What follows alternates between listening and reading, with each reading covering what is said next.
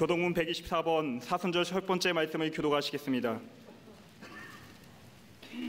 하나님이여, 내 하나님이여, 어찌 나를 버리셨나이까?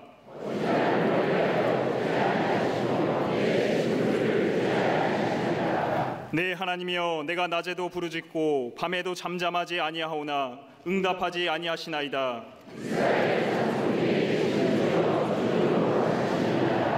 우리 조상들이 주께 의뢰하고 의뢰하였으므로 그들을 건지셨나이다.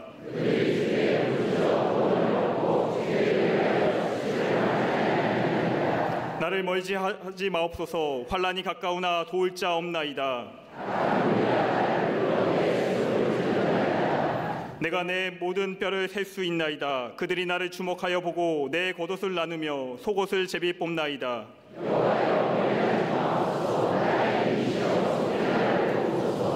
나를 사자 입에서 구하소서. 주께서 내게 응답하시고 들소의 뿔에서 구원하셨나이다.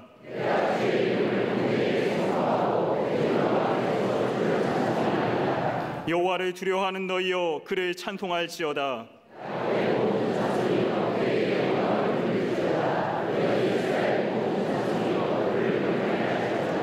아멘.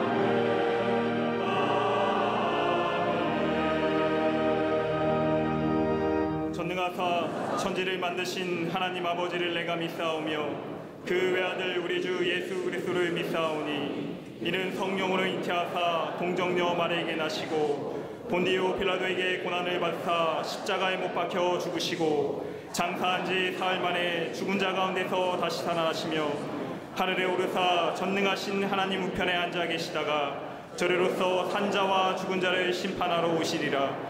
성령을 믿사오며 거룩한 공회와 성도가 서로 교통하는 것과 죄를 사하여 주시는 것과 몸이 다시 사는 것과 영원히 사는 것을 믿사옵나이다. 아멘.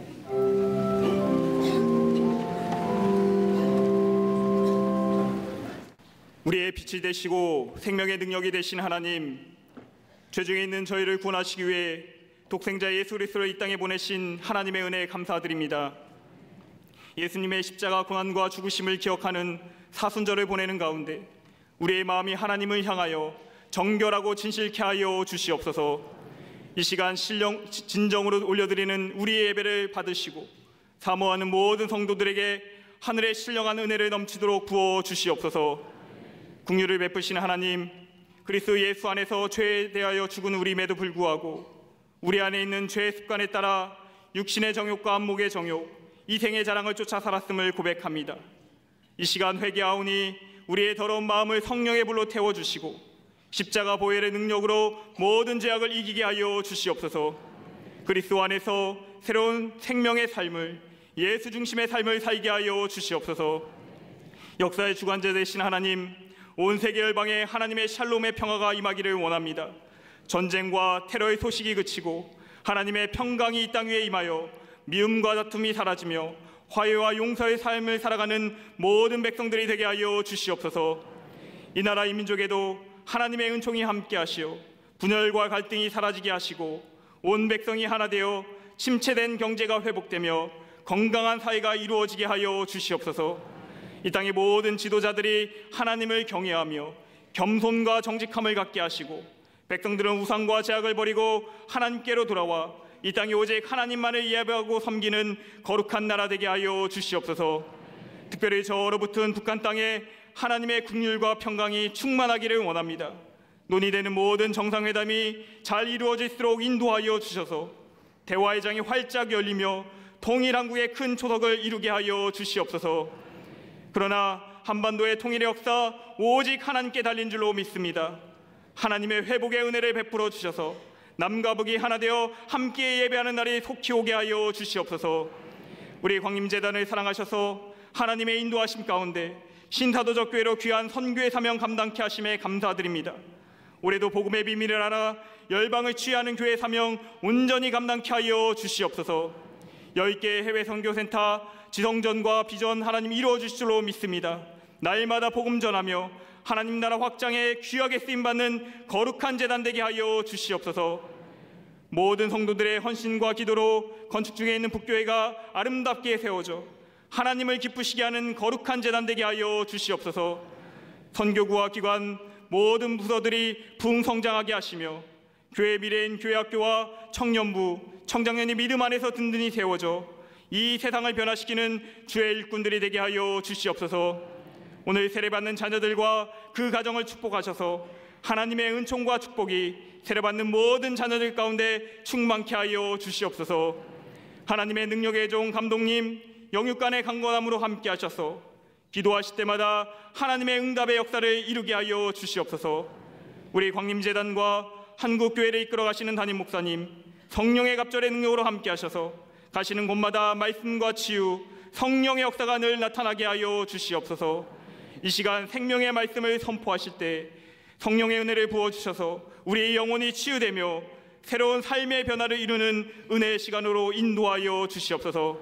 전심으로 찬양하는 갈릴리 성가대와 오케스트라의 찬양을 기뻐 받아주시고 듣는 모든 이들에게 하늘의 은혜를 내려 주시옵소서. 감사함으로 제단을 장식한 손길과 정성으로 예배를 준비한 모든 손길 위에 크신 축복을 내려 주시옵소서. 함께 예배드리는 광림남교회와 서교회, 국내외 모든 선교지들과 이 시간 방송으로 예배하는 전세계 모든 주의 백성들에게 본당과 동일한 은혜를 내려 주시옵소서. 우리의 구원이 되시는 예수 그리스도의 이름으로 기도하옵나이다. 아멘.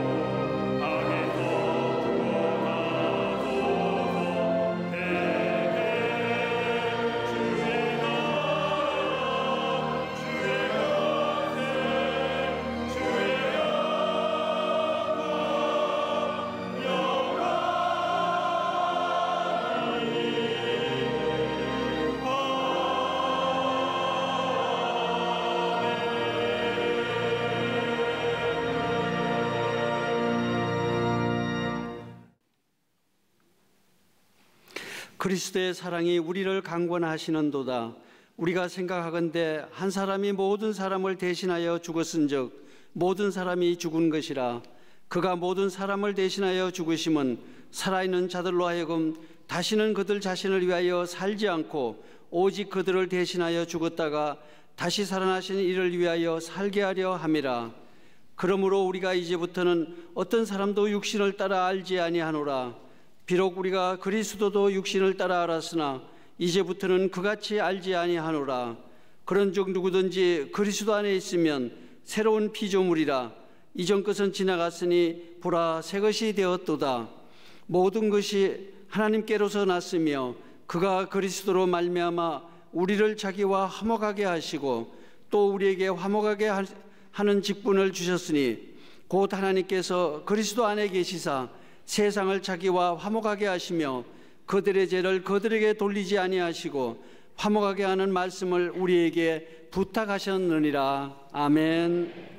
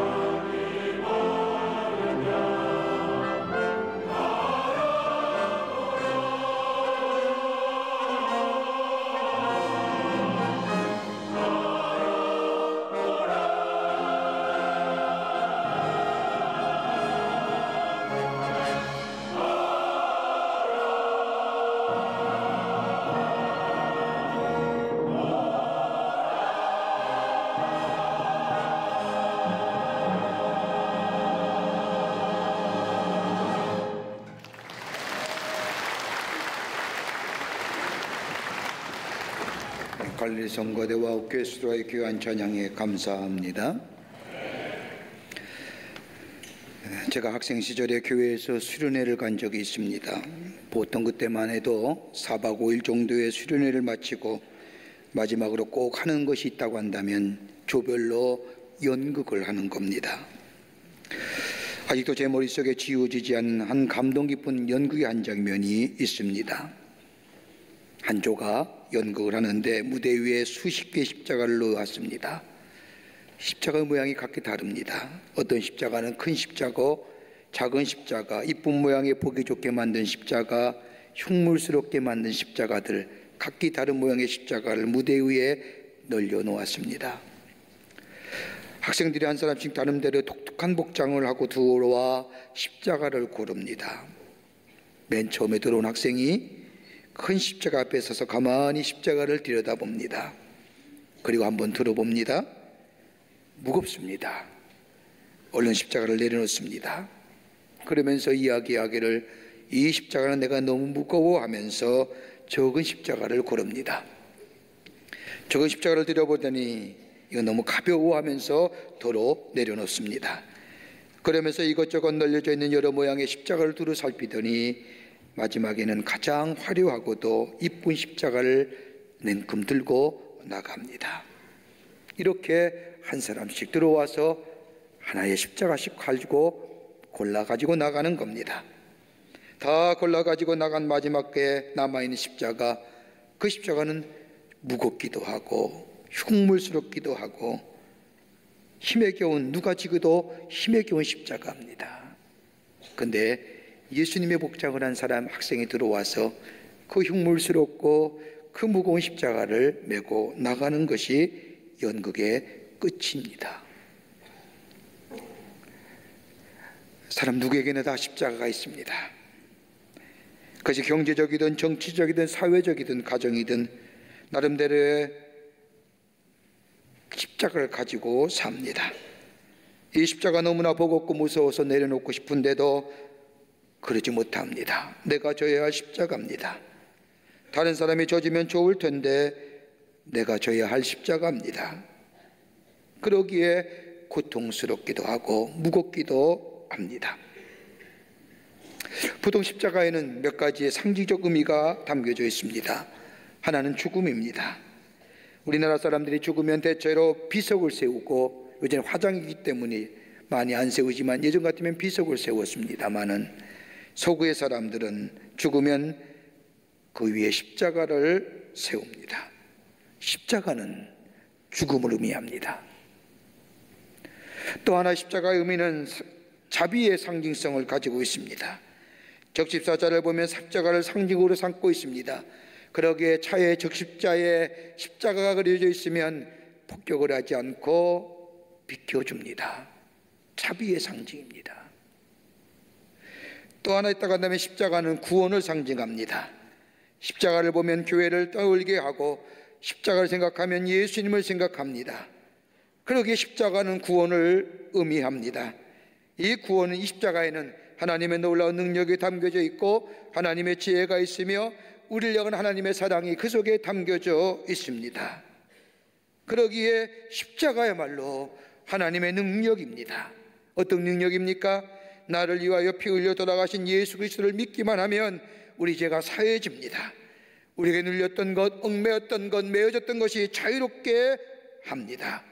그리고 하나님의 자녀가 되는 권세뿐만 아니라 내 존재의 양식과 내 삶의 양태가 달라지는 변화의 역사를 경험합니다. 그러기에 십자가야말로 능력일 뿐만 아니라 하나님의 지혜가 그 속에 담겨져 있습니다.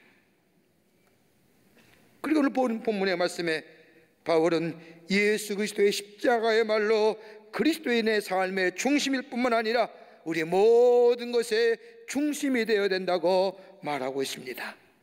14절과 15절의 말씀을 보십시오. 그리스도의 사랑이 우리를 강권하시는도다. 우리가 생각하건대 한 사람이 모든 사람을 대신하여 죽었은즉 모든 사람이 죽은 것이라. 그가 모든 사람을 대신하여 죽으심은 살아있는 자들로 하여금 다시는 그 자신을 위하여 살지 않고 오직 그들을 대신하여 죽었다가 다시 살아나신 이를 위하여 살게 하려 하심이니라. 다름이 아니라 예수 그리스도의 놀라운 십자가를 통하여 새로운 능력과 새로운 생명의 삶을 부여한 것은 오직 예수 그리스도를 위하여 살기 위함이라는 겁니다. 그러기 오늘 바울은 뭐라고 얘기합니까? 13절에 단호하게 그리스도의 사랑이 나를 강권하시는도다. 뭐로요? 새로운 생명의 삶으로. 이 사랑이 나로 하여금 17절에 그렇게 고백합니다. 내가 새로운 피조물 되었더라. 십자가의 은혜가, 십자가의 지혜가, 십자가의 능력이 나로 하여금 새로운 삶으로 살아가게 한다는 겁니다. 그리스도께서 십자가에 달려 돌아가심으로 우리에게 사랑을 보여주시는데 그 사랑이 강력하게 우리를 권하고 인도하는 것이 무엇일까요? 바울이 고백했던 그 놀라운 능력의 역사가 어떤 것일까요? 오늘 사순절 지내면서 예수 그리스도의 십자가의 의미를 다시 한번 생각하며 하나님의 사람으로, 하나님의 백성으로 살아가기를 주의 이름으로 먼저 축원합니다.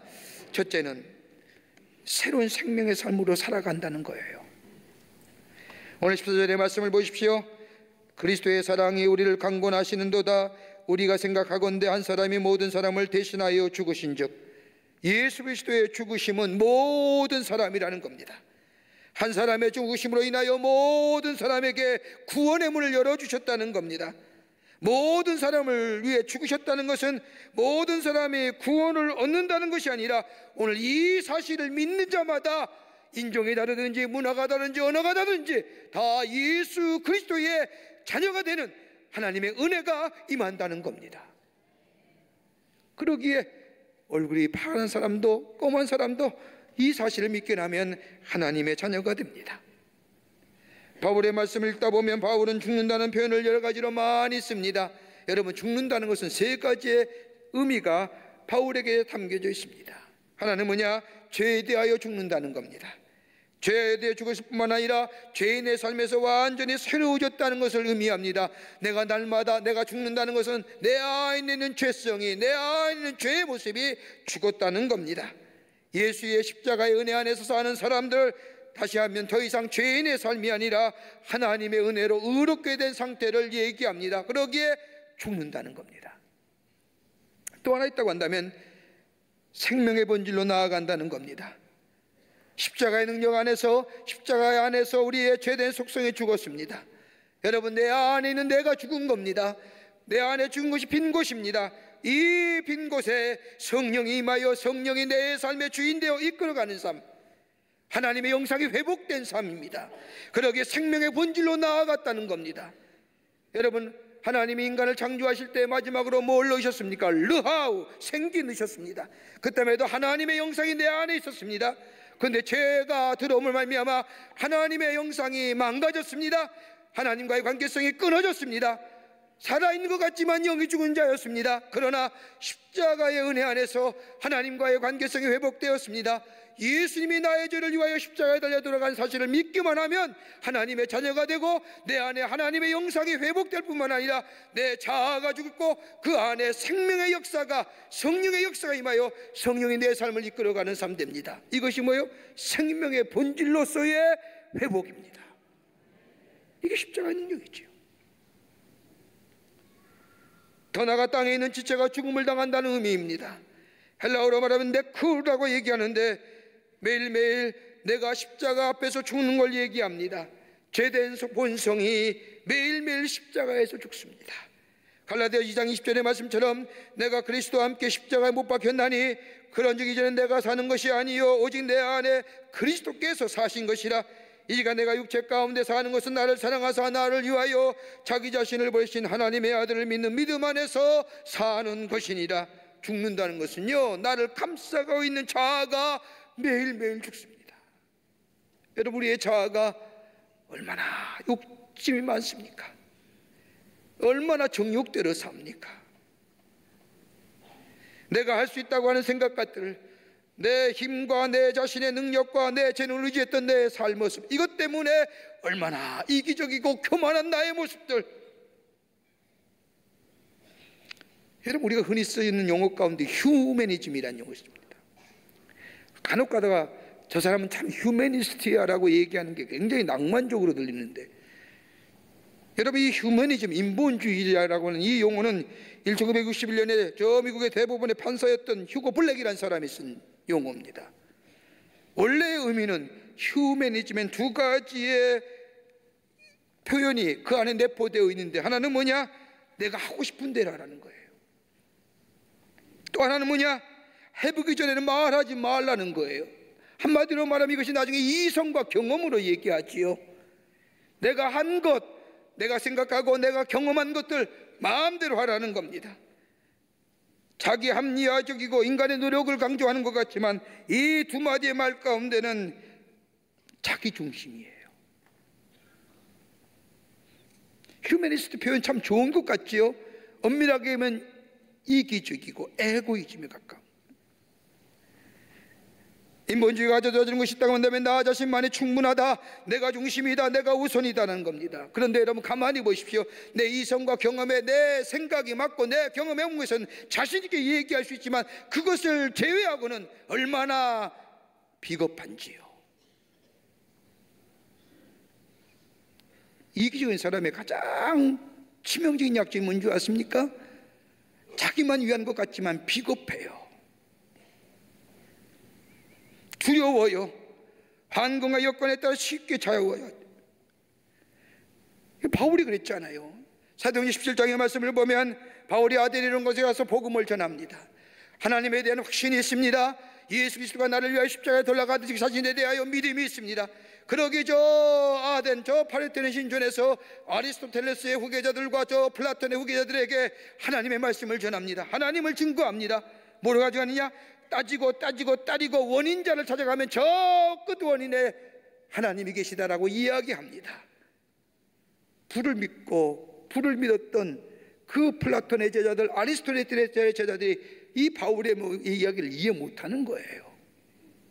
한참 동안 자신의 이성과 경험을 가지고 열심히 예수를 증거하고 하나님을 증거했는데 저들에게 돌아온다 되면 그게 뭔데? 라고 하는 거예요.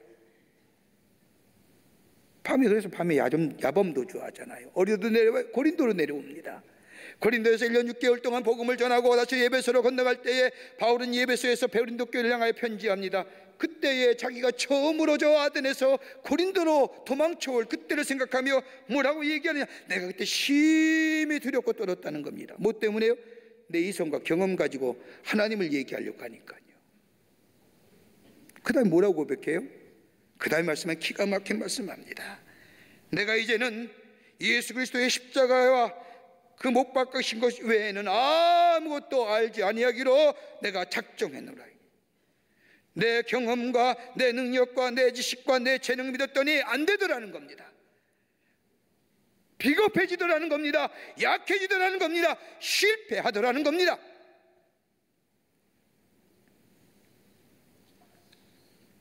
십자가 앞에 나아가니 내 차 가지고 나를 의지했던 내가 경험했던 것들을 내려놓고 하나님의 은혜와 사랑과 지혜를 받고 보니 내 삶이 새로워졌다. 하나님 중심의 삶 되었다는 겁니다.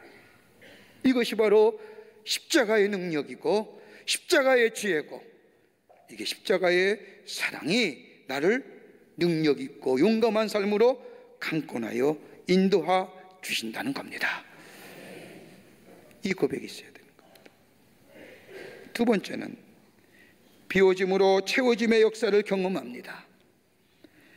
십자가의 능력은 다른 것이 아니라 비워짐으로 채워짐의 역사를 경험하는 겁니다.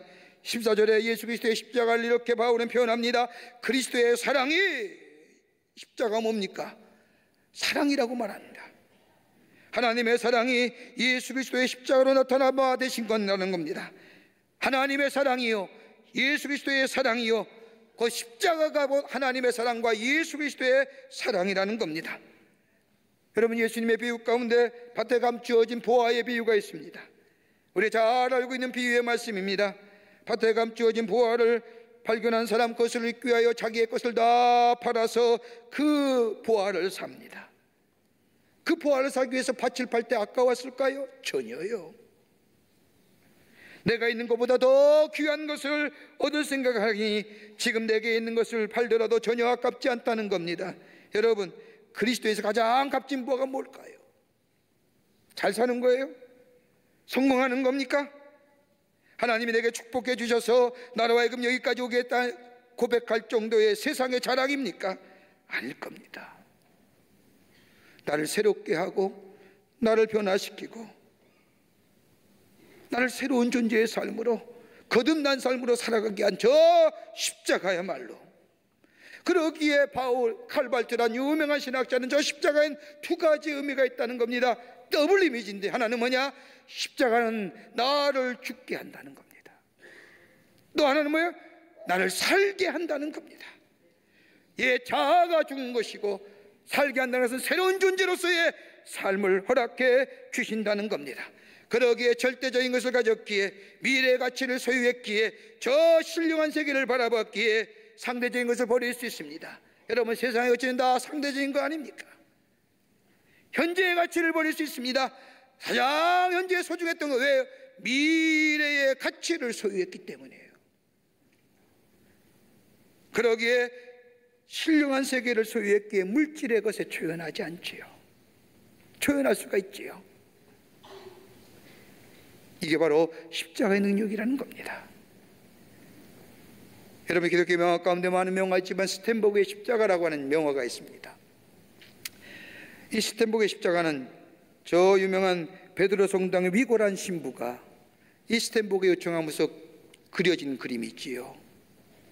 그림을 그리다가 그림 그리기를 스텐보그가 중단합니다. 다름이 아니라 성닭집과 돈이 맞지 않는 겁니다. 그림값이 너무 싼 겁니다.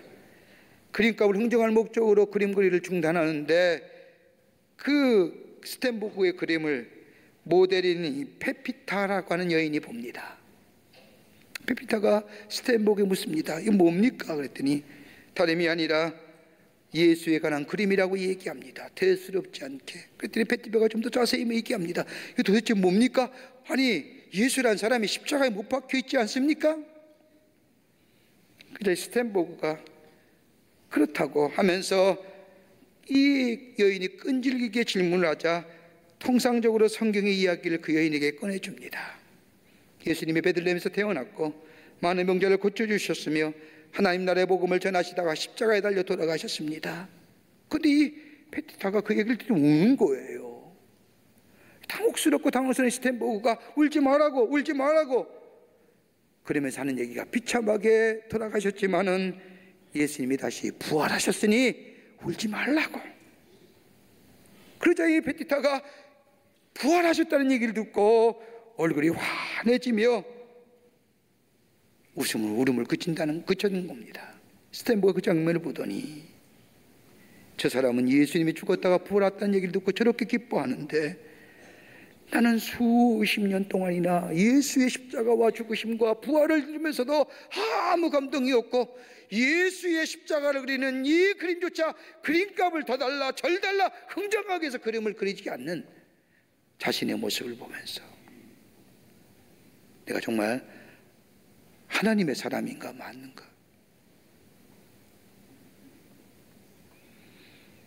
그게 바로, 그리고 나서 이 스텐보그가 다시 마음을 굳혀주고 그림 보니 저 스텐보그의 베드로 성당에 그려있는 십자가라고 하네요.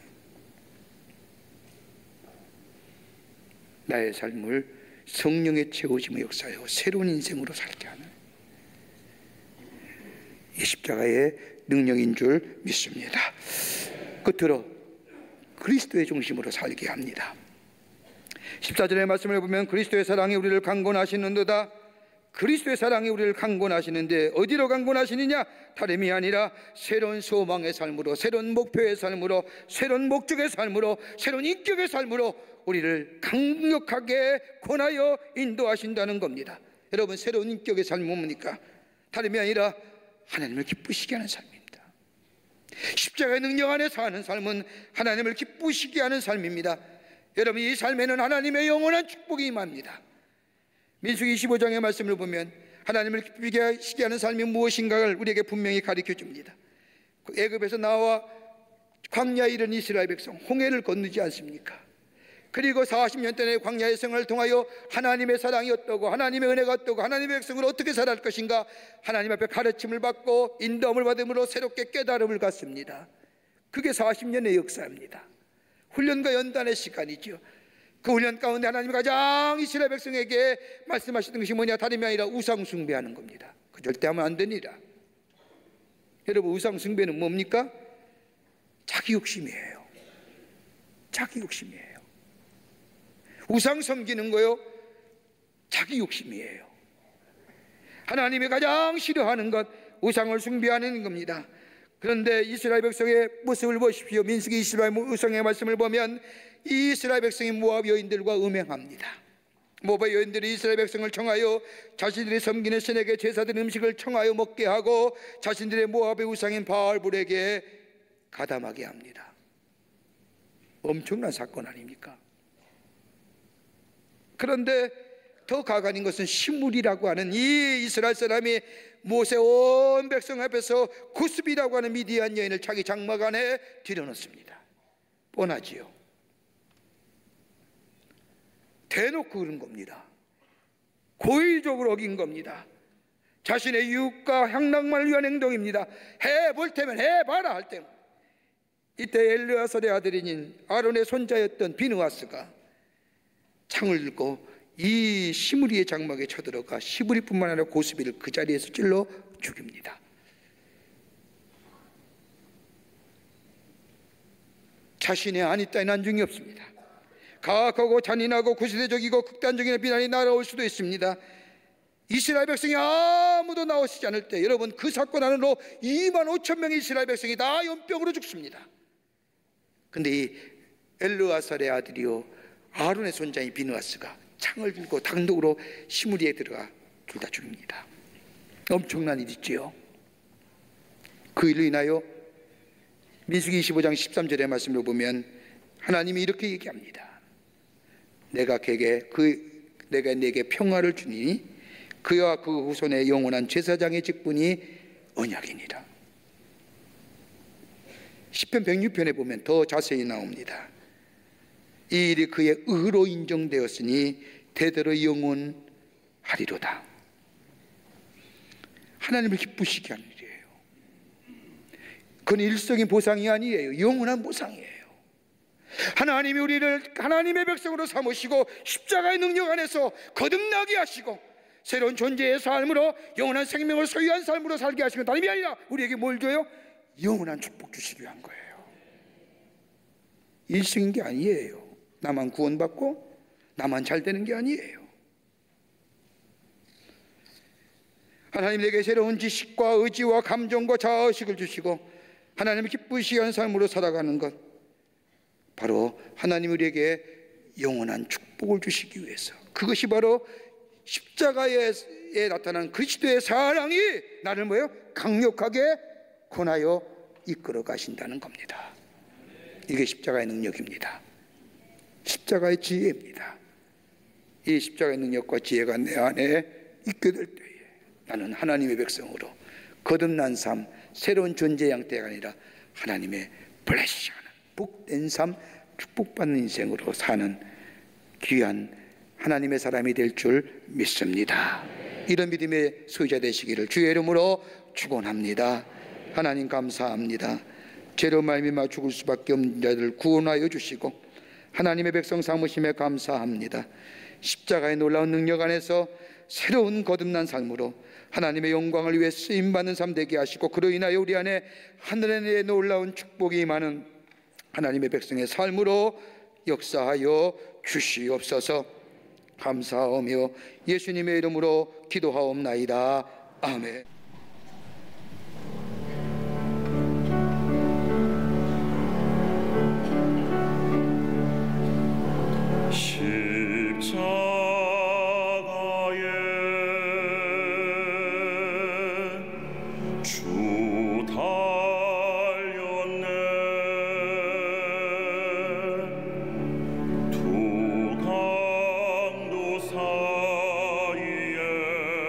주님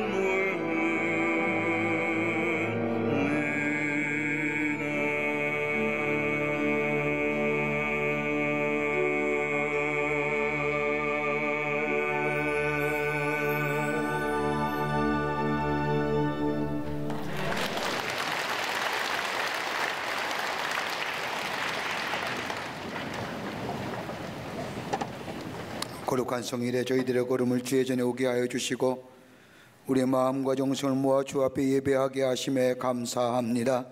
우리 예배를 흠양하여 주시고 하늘을 활짝 열어주시사 하늘의 놀라운 은혜와 축복이 임하는 이 거룩한 시간 되게 하여 주시옵소서. 하나님 앞에 예배드리며 귀한 예물 드리오니 받아주시고 하나님 나라 귀하게 쓰임받게 하시며 이 예물이 쓰일 때마다 구원의 역사가 일어나며 믿는 자의 수가 많아지는 하나님 나라의 확장에 쓰임받는 성별된 예물 되게 하여 주시옵소서. 드린 손길마다 기억하여 주시고 하늘의 축복을 낳게 주시되 풍성한 축복 속에 하나님의 영광이, 하나님의 위대하심이 증거되는 당신의 귀한 백성들 되게 하여 주시옵소서. 30배, 60배, 100배의 열매가 맺어지게 도와 주시옵소서. 이 나라 지켜주시고 이 민족 가운데 함께해 주시며 하나님의 어려운 장소에 붙잡아 주셔서 모든 것 하나님의 뜻 가운데 이루어지는 역사가 나타나게 도와 주시옵소서. 정치의 안정과 경제의 부흥과 건강한 사회 되게 하여 주시고 이 시간에도 나라 위에 수고하는 우리의 장병들 지켜보아여 주시옵소서.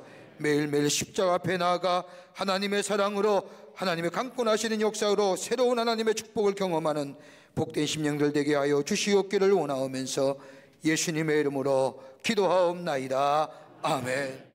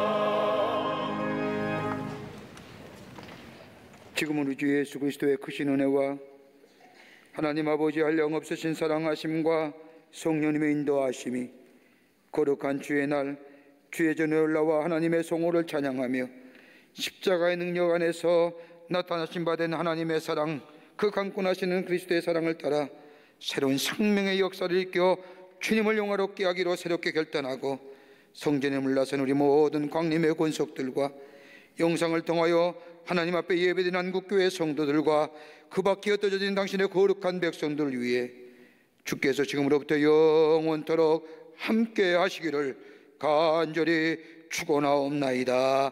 아멘.